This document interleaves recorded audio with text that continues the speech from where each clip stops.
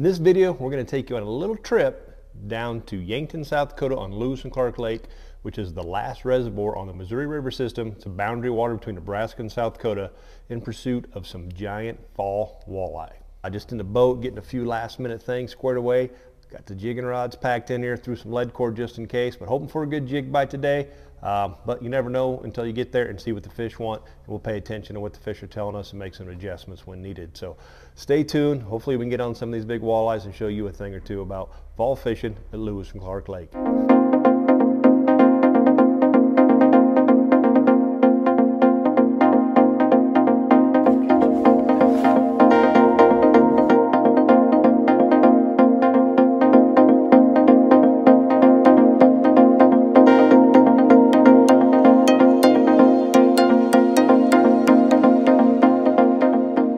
Late fall, these fish have moved down to the east end of the lake, you know, obviously looking for some bait, some deeper water. It's 41-degree water temps, a lot of the shad is dying.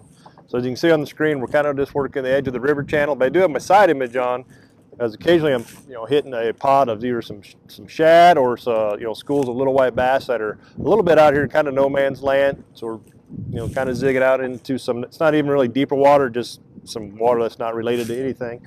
And I've caught a fish or two out there as well. So running is just a standard lead cord setup. We got my St. Croix icons. Got a 5-footer shorty here and the 12-footers out the side. I think they only make 10s now. But with your lead cord rod, you want it a little softer, right? The lead doesn't have any stretch. I run a 18-pound Bass Pro lead core. All your lead's the same. The 18, 27, or 36-pound test is going to have a heavier pound test of Dacron, but the same amount of lead. So the lighter, the 18. It's going to give you a little smaller diameter, which may get that bait just a little bit deeper, but it's going to theoretically dive just as deep as your 27 and 36 pounds. So I really don't need that heavy of Dacron on there. Then I run about a 6 to 10 foot Seaguar fluorocarbon leader. So as you can see, these fish are definitely up off the bottom. I was really hoping for that jig bite today, but that is not happening. We're hooked up. So with the lead, there's no stretch in the line. So this one, these 12-footers, even the 5-foot rods, these St. Croix icons that are just these soft tips, typically really just, it's going to help with those big head shakes that fish wants to dive. You can fight the fish with the rod. If it wants to run, you let it run. Keep that drag fairly loose. This isn't mono or anything like that. There's no stretch. So every time it's pulling, it's pretty solid. Barely been getting hooked today. They've been on the back hook, on the top lip, just, one or two of the trebles in them. Now we got to see if we can't net this thing all by ourselves on a 12-foot rod. Won't be the first time, but it won't be the first time to screw up if that was the case either.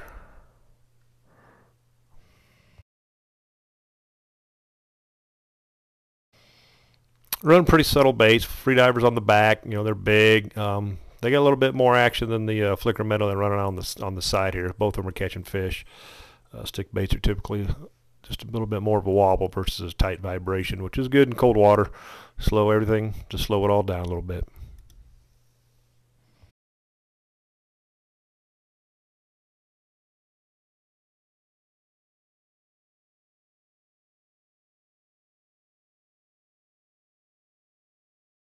All right, she's coming up. There she is.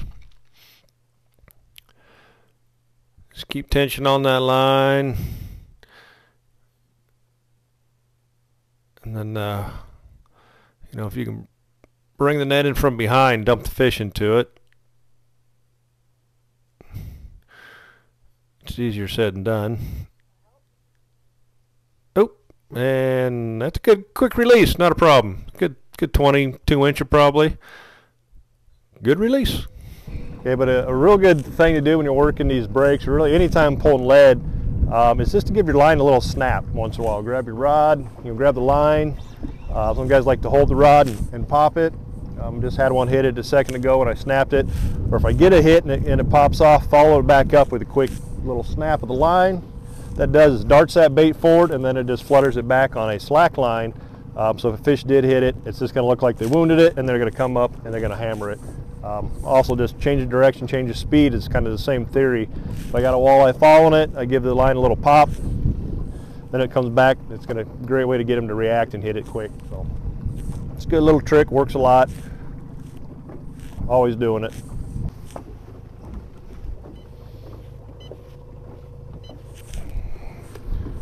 We got another fish on.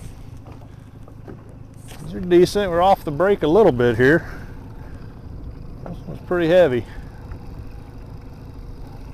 Might need the help of our net man when we get it closer, so we don't lose this one like the last one.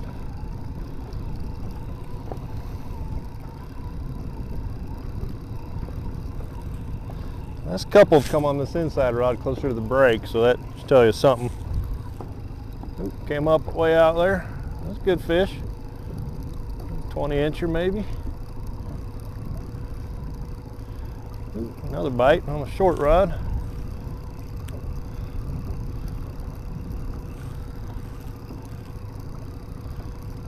Get them up to the surface on this lead. Just keep them up there, bring them in. We like to call it just skiing them across the top. That way they can't make any hard head shakes and dive down on you. All right, so we enlisted the help of our camera woman. And we got another decent walleye. Probably a 19, 20-incher maybe. Oh, there she comes off the net.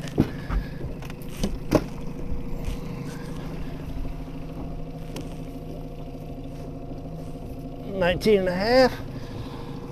Good eater. This might be tough to tell. Might be a female. Getting a little belly. So this time of year, these big fish, they already got their eggs in the developing phase for the spawn this spring. So that's why you get a lot of these big fatter walleye this time of year. So we want to put them back and lay them eggs.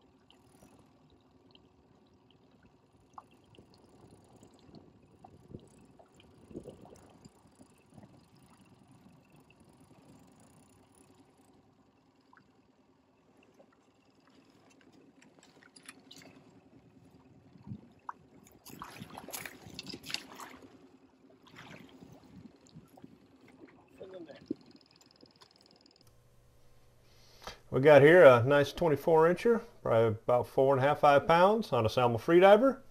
We started off jigging and rigging and it wasn't working out so well. We noticed that these fish came up off bottom about 5-10 feet, so switched over to some lead core and pulled real slow, 1.8 mile an hour. Water temp's about 41 degrees. Nope, just had a hit on that pole. The Salmo freedivers get down real deep, so don't have to let a whole lot of line out. Get these baits down there deep and target some of these bigger fish.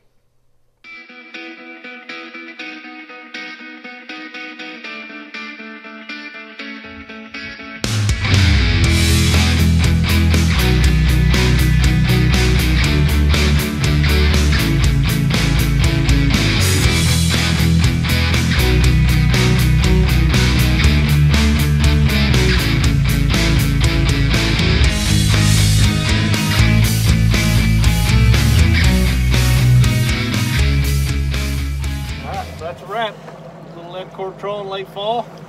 Got a few nice walleyes. A little one-man limit here, just about a couple hours. Spent the first couple hours really trying to force a jig bite that wasn't there. Then used some common sense and electronics to tell you what the fish are doing. They came up off bottom, started trolling. The bait's up off 5 to 10 feet up off bottom, and really started catching some fish. So lost a few, got 3 or 4 little ones. So the fishery looks good and healthy. For years to come, and obviously there's some big females full eggs, so it's like good things. This place just keeps getting better and better every year. So. This time of year, just be mindful those fish got those eggs in them, getting ready for the spawn. So throw them big girls back, keep them smaller males or smaller females if you want for the table fair, and keep fishing. See you on the water next time.